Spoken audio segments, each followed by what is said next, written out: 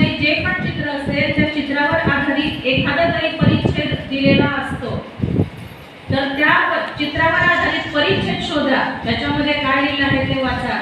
पाठातले नवीन शब्द तुम्ही कोणते आहेत ज्यांचा अर्थ तुम्हाला कळत नाहीये त्या शब्दांची यादी करा. आता समानार्थी शब्द, विरुद्धार्थी शब्द वाक्यात उपयोग करा, लिंग ओळखा, वचन बदला, असा बराचसा अभ्यास जो आहे तो इयत्तेजनो वाढत जातो. तर आमच्या मुलांना अभ्यास जास्त होतो असं न म्हणता जे आहे त्याला आपल्याला सामोरं जायचं आहे. मुलांची क्षमता वाढवायची आहे, त्यांना मागे खेचायचं नाही. तर हे झालं अभ्यासाच्या बाबतीत. टिफिनच्या बाबतीमध्ये सांगते, घरून आहे ना मुलं जेवढं खातात तेवढंच पाठवत जा.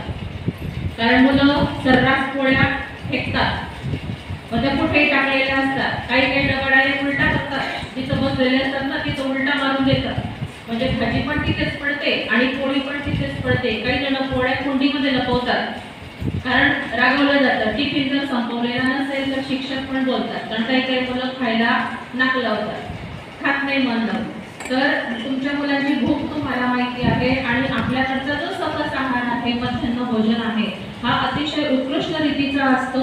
त्याची चव मी स्वतः दुपारी 1 ते 1:30च्या दरम्यान घेत असते. अगोदर मी खाऊन पाहते की कसं आहे, शिजलेलं आहे की नाही, तिखट आहे का, मीठ कमी आहे का, हे सगळं मी बघते. त्याच्यानंतरच तर मुलांना वाढलं जातं मधल्या सुट्टीमध्ये.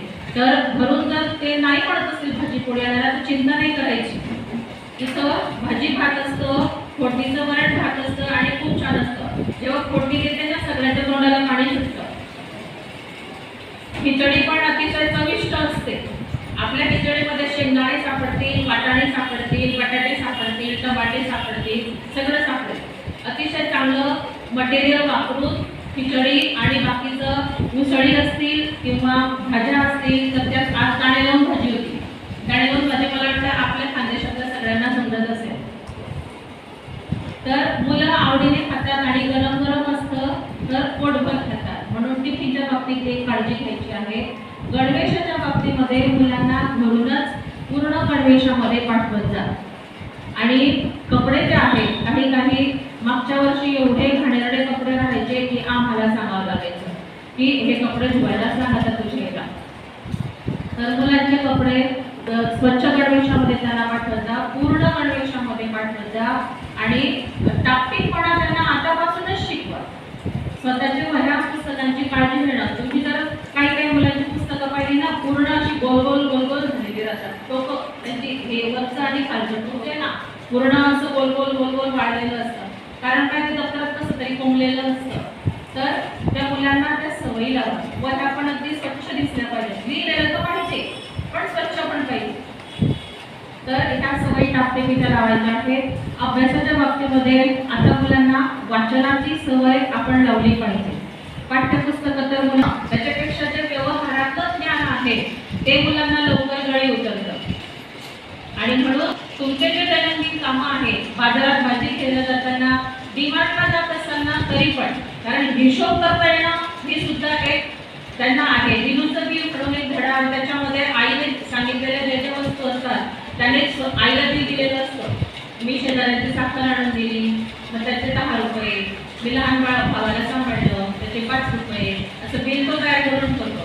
तर मुलांना बिल कसं असतं आणि ते कसं तयार करतात त्याच्यासाठी डीमार्टला जाणं किंवा कपडे घ्यायला जात असेल तर तिथं जा.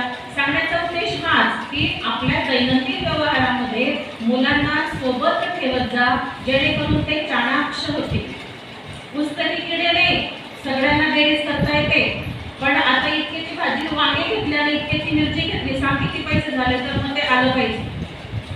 हे झालं दैनंदिन व्यवहाराचं ज्ञान. तर मुलांना तसं हुशार करायचं आहे. नंतर एक महत्त्वाचा आणि संवेदनशील विषय आहे आपला मोबाईल आणि टीव्ही.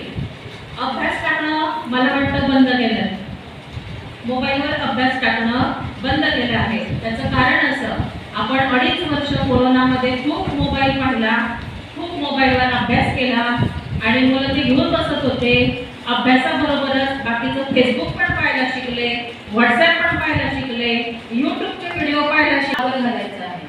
मी तर म्हणते तुम्ही घरामध्ये नियम करा की संध्याकाळच्या वेळेला 7 ते 9 टीव्हीच नाही बघायचं ना, मोबाईल पण साईडला.